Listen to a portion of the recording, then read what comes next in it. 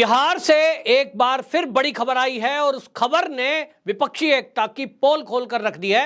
जो नीतीश बाबू वहां 23 जून को एक मीटिंग करके यह संदेश देना चाह रहे थे कि मोदी को हराने के लिए विपक्ष ने एकजुटता कर ली है, उस एकजुटता की पोल कांग्रेस ने खोल कर रख दी है। कांग्रेस के जो प्रवक्ता थे बिहार के, उन्होंने अपने पद से और पार्टी की प्राथमिक सदस्यता से इस्तीफा दे दिया। दूसरी तरफ कांग्रेस के जो प्रवक्ता हैं प्रमोद कृष्णम, वो जो आप टीवी डिबेट्स में देखते होंगे स्पिरिचुअल व्यक्ति हैं, लेकिन वो कांग्रेस के प्रवक्ता के तौर पर और प्रियंका गांधी वाड्रा के निकट माने जाते हैं।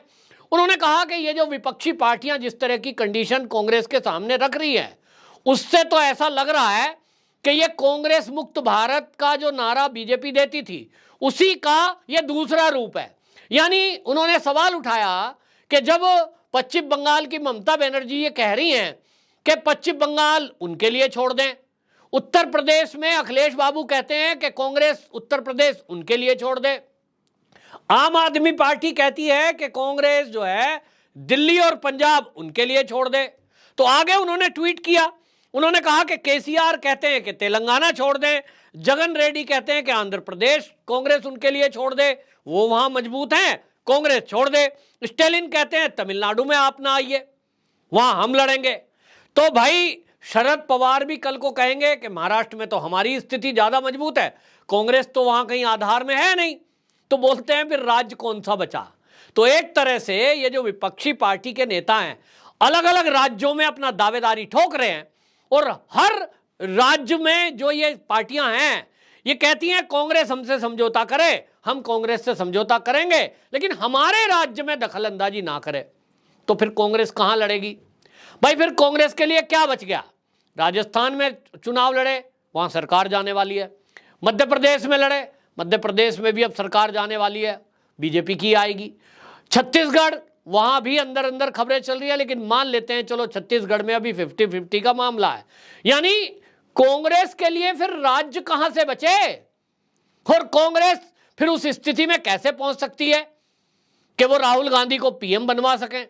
तो कुल मिलाकर के जो गुलाम नबी आजाद ने कुछ दिनों पहले इस विपक्षी एकता पर एक तंज कसा था, वो उनका सही होता नजर आ रहा है। गुलाम नबी आजाद ने कुछ दिनों पहले जब पत्रकारों ने उनसे पूछा कि बिहार में पटना में नीतीश बाबू ने एक मीटिंग बुलाई है विपक्षी पार्टियों की, आपको इनवाइट नहीं किया, इस पर आप क्या कहना चाहते हैं? तो पुराने नेता हैं भाई, पुराने कांग्रेसी है, उन्होंने कहा ये जो है हर बार की तरह विपक्षी पार्टियां एक दूसरे का हाथ पकड़कर फोटो शूट कराएंगी, इससे ज्यादा और कुछ नहीं है, कोई दम नहीं है। एक तरह से पूरे विपक्ष की पोल तो उन्होंने ही खोल दी थी, और अब जो गुलाम नबी आजाद ने कहा था वही अब होता दिख रहा है। ये जिस तरह से कांग्रेस की टर्म एंड कंडीशन कांग्रेस को बता रहे हैं, उससे तो यही लग रहा है। और ममता दीदी ने तो एक कदम और आगे बढ़कर कह दिया, उन्होंने कहा कि देखिए पश्चिम बंगाल में कांग्रेस हमें सपोर्ट करे तो हम बाकी राज्यों में उनको सपोर्ट करेंगे। अब अगला सवाल यह है कि ममता दीदी का बाकी किसी राज्य में क्या आधार है? हाँ, वो कहेंगी कि हाँ भाई त्रिपुरा में हमारा आधार है, बिल्कुल, कुछ असम में है, बिल्कुल, वो कह रही हैं इसीलिए कि भाई बाकी राज्यों में हम आपको सपोर्ट कर देंगे। लेकिन ममता दीदी से कांग्रेस त्रिपुरा में, मेघालय में, मणिपुर में या असम में सपोर्ट ले, और ममता दीदी उनका सपोर्ट दे, उसके पहले एक और कंडीशन रख दी कि पश्चिम बंगाल में वो जो कम्युनिस्टों के साथ, सीपीएम के साथ उसने समझौता किया है, पहले उसे तोड़े। अब अगर कांग्रेस उसको तोड़ती है तो ये समझ लीजिए कम्युनिस्ट पार्टी नाराज हो जाएगी, वो इस गठबंधन में क्यों शामिल होगी? उनका कहीं और तो आधार है नहीं, केरल में है थोड़ा बहुत, तो पश्चिम बंगाल में है। तो ममता दीदी की मांग पर क्या कांग्रेस कम्युनिस्टों से किनारा करेगी? अगर वो ऐसा करती है तो केरल गया। कुल मिलाकर के ये सब चीजें जो दिख रही है, इससे एक बात तो साफ दिखाई दे रही है कि ये जो विपक्षी पार्टियां एक हवा बनाने की कोशिश कर रही थी, और राहुल गांधी ने जो ये यात्राएं निकाली, जो ये विपक्ष के खिलाड़ियों की तरह जाकर के विरोध में अमेरिका वगैरह में भारत विरोधी बातें बोली, उसका कोई नतीजा निकलता नहीं दिख रहा। राहुल गांधी को कोई नेता मानने को तैयार नहीं है। राहुल गांधी को कांग्रेस आगे ले जा रही है, लेकिन कांग्रेस के कार्यकर्ता ही उसकी पोल खोल रहे हैं। बिहार के जो आपको बता दें कुलतन कृष्ण हैं, जो प्रवक्ता हैं कुंतल कृष्ण, उन्होंने तो बाकायदा मीडिया में खुलकर अपनी बात रखी। उन्होंने कहा देखिए कांग्रेस की आज हालत क्या हो गई है, कह रहे हैं बिहार में हमें जिंदगी हो गई लड़ते हुए, और नीतीश कुमार हमेशा कांग्रेस को गाली देते रहे। उन्होंने कहा मेरी 30 साल की राजनीतिक कैरियर में मैं कांग्रेस के पक्ष में रहा हूं, और हमारे मन में एक भावना थी कि किसी दिन अगर हमारी सरकार बिहार में आएगी तो हम बिहार में अपने कार्यकर्ताओं के लिए, बिहार की जनता के लिए कुछ कर पाएंगे। बोले अब बिहार में हमारे गठबंधन की सरकार आई है, भाजपा की सरकार तो बिहार में है नहीं, लेकिन कह रहे हैं हाल क्या है, हाल यह है कि जो हमको जिंदगी भर गाली देते रहे, जो नीतीश कुमार कांग्रेस को कोस कोस कर ही राजनीतिक दल में के रूप में डेवलप हुए हैं, वो आज हमारे ऊपर बैठे हैं। कह रहे हैं वो हमारा नेतृत्व कर रहे हैं और कांग्रेस चुप है, कांग्रेस का नेतृत्व तो बिल्कुल कुछ बोल नहीं रहा है। ठीक है गठबंधन में है, तो क्या इसका मतलब ये माना जाए कि आखिर आप देखिए जिस तरह से महाराष्ट्र का आप याद करिए महाविकास आघाड़ी गठबंधन था, कांग्रेस के सपोर्ट के बिना उद्धव ठाकरे मुख्यमंत्री नहीं बन सकते थे, लेकिन वहां कांग्रेस की स्थिति क्या थी, कांग्रेस के हमेशा कार्यकर्ता जो विधायक थे, कार्यकर्ता तो छोड़िए विधायकों ने, वहां के प्रदेश अध्यक्ष ने ये शिकायतें की हैं कि हमारी तो कोई सुनता ही नहीं, उद्धव ठाकरे की सरकार में हमारी कोई सुनवाई नहीं है, ये आम शिकायत थी। लेकिन गांधी परिवार ने, या यूं कहिए कांग्रेस पार्टी के शीर्ष नेतृत्व ने क्या किया, कुछ नहीं। क्यों, एक सवाल है। इसी तरह अब बिहार से खबरें आ रही हैं कि वहां भी कांग्रेस के सपोर्ट से नीतीश कुमार सीएम बने हुए हैं। एक पार्टी का प्रवक्ता यह कह रहा है कि हमारी कुछ नहीं चल रही है, हम जनता के लिए कुछ नहीं कर पा रहे हैं, सरकार भ्रष्टाचार कर रही है, हम सहयोगी संगठन के रूप में हैं, बदनामी हमारे सिर भी लग रही है, उसके बावजूद भी हमारे हाथ क्या लग रहा है, क्वेश्चन मार्क है। तो कांग्रेस का क्या फायदा है। इसी तरह आप ये देखिए जिन राज्यों में कांग्रेस ऐसा सपोर्ट कर रही है, यहां कांग्रेस का फायदा क्या है, एक बड़ा सवाल है। तो भाई अब ये आप सोचिए, कोई लोग कह रहे हैं, जनता में ये हवा है कि भाई इससे हो ये रहा है कि जिन राज्यों में कांग्रेस की सपोर्ट से सरकार चल रही है, चाहे वो महाराष्ट्र में चली थी महाविकास आघाड़ी, चाहे वो बिहार में चल रही है, तो भैया पार्टी के आला कमान जो है उनके लिए रेवड़ियां दी जा रही हैं, उनको रेवड़ी पहुंचा दी जाती है, वो रेवड़ी खा लेता है गांधी परिवार, बाकी तो किसी को मिलती नहीं। तो बाकी किसी को क्या पता, रेवड़ी खाई, आम खाए, नीतीश बाबू ने आम भेजे, रेवड़ी भेजी, क्या भेजा, वो सब गांधी परिवार को मिलता है। कार्यकर्ता नारे लगाइए, कार्यकर्ता दरी बिछाइए, और कार्यकर्ता नारे लगाएं, दरी बिछाएं, राहुल गांधी का जयकारा लगाए, ये तो समझ में आता है, क्योंकि ये तो गांधी परिवार का जयकारा लगाते उनका जीवन बीता है। लेकिन वो नीतीश कुमार जिंदाबाद के नारे लगाए, ये तो कांग्रेस के कार्यकर्ताओं को कैसे मंजूर होगा भाई। लेकिन मजबूरी है, लगाना पड़ेगा, लगा रहे हैं। तो अब वो सोच रहे हैं, जिसके अंदर भी थोड़ी बुद्धि है वो ये सोचने में लगा हुआ है कि भाई जब कांग्रेस की सरकार नहीं है, कांग्रेस की चल नहीं रही है, कांग्रेस के कार्यकर्ताओं की कोई सुनवाई नहीं हो रही है, तो फिर सरकार में सपोर्ट करने का फायदा क्या है। तो उनको क्या समझाते हैं पता है, हम जो है सांप्रदायिक ताकतों को रोकने के लिए सपोर्ट कर रहे हैं। क्या सांप्रदायिक, बीजेपी सांप्रदायिक है। कैसे सांप्रदायिक है साहब, वो जो है हिंदुत्व की बात करती है, तो तुम क्या बात करते हो, तुम हिंदुत्व के विरोध की बात कर रहे हो, और तुम भी एक ही विशेष धर्म के लोगों को आगे बढ़ा रहे हो। काम तो वही कर दिया भारतीय जनता पार्टी को, केवल ये अपने कार्यकर्ताओं को कांग्रेस के लोग मूर्ख बनाकर उनको दरी बिछवा रहे हैं, उनसे नारे लगवा रहे हैं, उनको अपने विरोध विपरीत विचारधारा की जो पार्टियां हैं उनके पीछे खड़ा कर रहे हैं। ये अब कांग्रेस के कार्यकर्ताओं को समझना होगा। आप देखिए, नहीं तो आम आदमी पार्टी ने जो बात रखी थी, अब आप देख रहे हैं आम आदमी पार्टी जो भी कर रही है, कांग्रेस तो कुछ बोल नहीं रही है। चाहे पंजाब हो, चाहे आप दिल्ली में देख लें, पिछले दिनों एक दो नेता कुछ बोले, संदीप दीक्षित हैं, आपने देखा कि एक दो नेता और थे जो बोल रहे थे, बाकी वो बेचारे बोलते हैं, उनको चुप करा दिया जाता है, चुप बैठो, हमें आ रहा है हमारी रेवड़ी, तुम क्यों डिस्टर्ब कर रहे हो। तो हालत ये है कि जो राज्यों की कांग्रेस की इकाई हैं वो अब ये सोच रही हैं कि हमारा भविष्य क्या होगा।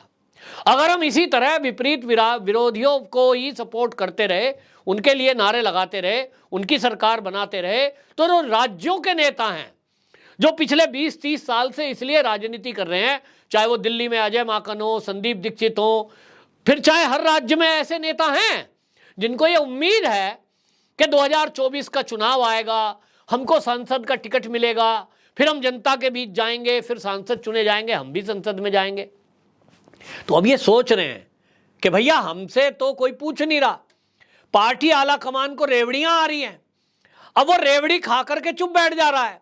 नीतीश बाबू के आम खा के चुप बैठ जा रहा है गांधी परिवार, उनको तो मिल रहा है आम खाने को, तो हमारा क्या?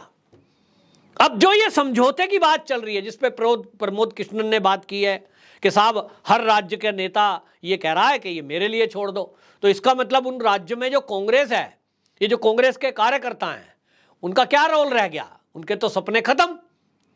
तो अभी इसका पार्ट भी आगे देखने को आपको मिलेगा कि कांग्रेस यदि इस तरह के समझौते करती है कि पश्चिम बंगाल में वो छोड़ देगी ममता दीदी के लिए, उत्तर प्रदेश में छोड़ देगी समाजवादी पार्टी के लिए, और इसी तरह कहीं स्टालिन के लिए, कहीं किसी के लिए, कहीं किसी के लिए, तो वहां जो कांग्रेस के कार्यकर्ता हैं जिन्होंने अपना जीवन खपाया है, तन मन धन से इसलिए लगे रहे कि एक दिन हमें भी पार्टी का सांसद बनने की एक उम्मीद जगी है और हमें मौका मिलेगा, उनका क्या?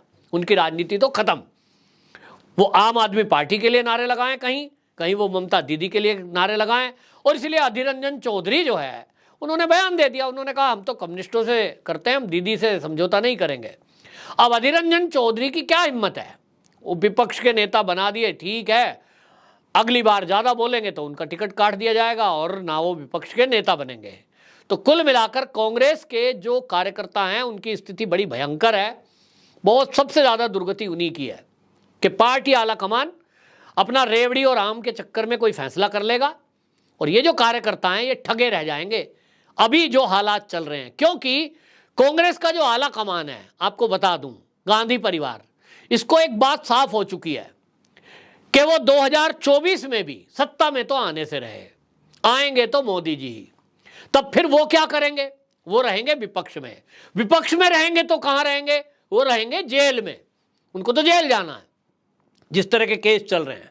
चुनाव के बाद आप मेरी बात याद रख लेना, आज की नोट कर लो, आप नोट करके रख लीजिए, 2024 में मोदी जी जैसे ही प्रधानमंत्री पद की शपथ लेंगे उसके 3 महीने के अंदर अंदर ये गांधी परिवार जेल की सलाखों के पीछे होगा। चुनाव की वजह से इनको ढील दे रहे हैं। तेजस्वी यादव, आम आदमी पार्टी के बड़े बड़े लीडर, ये सब पेंडिंग केस जो छोड़ रखा है वो उस दिन के लिए छोड़ रखा है कि चुनाव जरा हो जाने दीजिए, क्योंकि चुनाव में इनको सहानुभूति ना मिल जाए। और इसलिए अरविंद केजरीवाल हो, सोनिया गांधी हो, राहुल गांधी हो, तेजस्वी यादव हो, ममता बनर्जी हो, ये जो नेता हैं इनके ऊपर केस दर्ज हैं, लेकिन एजेंसियों को कहा गया है कि थोड़ा ठहरिए, अभी आराम कर लो, कभी कभी डेट वेट लगाते रहो, उसके बाद इनको जेल में डालना है। तो उसमें जो जुगाड़ कर लेगा कि भाई यहां से तो भागना है, किस देश में जहां कांग्रेस, यहां मोदी सरकार का समझौता ना हो, ऐसी जगह भाग चलो, तो ये तैयारी में जुटे हुए हैं। अब उस तैयारी में ये है कि भाई जहां से जो मिल रहा है, कहीं से आम मिल रहे हैं तो आम ले लो, कहीं से रेवड़ी मिल रही है तो रेवड़ी ले लो, बटोर लो, और कल को जब फरार होने में काम करेगा ये। तो पार्टी आला कमान को, कांग्रेस को ये पता है। अब कार्यकर्ताओं के ऊपर है कि वो गांधी जी जो हैं आजकल, राहुल गांधी, सोनिया गांधी, ये जो गांधी परिवार है, इनके पीछे खड़े रहें और जहां ये जिस पार्टी का नारा लगाने को कहें उस पार्टी का नारा लगाते रहें। बाकी इनके जीवन में कुछ नहीं है। एक तो ये है। दूसरे वो लोग हैं जो अपना निर्णय कर लेंगे, जैसे कुंतल कृष्ण हैं प्रवक्ता, उन्होंने निर्णय कर लिया, पार्टी छोड़ दी, और वो किस पार्टी में जाएंगे वो बाद की बात है। लेकिन ऐसी पार्टी कांग्रेस उन्होंने छोड़ दी जो अपने हित के लिए अपनी विचारधारा से भी समझौता करके विपरीत विचारधारा के लोगों से हाथ मिला ले और उनके पीछे खड़ी हो जाए। बाकी कांग्रेसियों को भी सोचना होगा, समय है, अभी 24 के चुनाव में ज्यादा भी समय नहीं बचा है, जल्दी से अपना भविष्य तय कर लें, वरना वो कहावत है गांव की, धोबी का कुत्ता घर का ना घाट का, कहीं वो कंडीशन ना हो जाए। आपकी क्या राय है कमेंट बॉक्स में जरूर बताएं। और आप में से कोई अगर कमेंट में ये हमसे चाहता है कि हम किसी मुद्दे पर आपके लिए बात रखें, विचार रखें, तो वो भी आप बताएं। हम आपका नाम लेने के साथ साथ आपके विचारों को जनता के सामने रखेंगे। वंदे मातरम।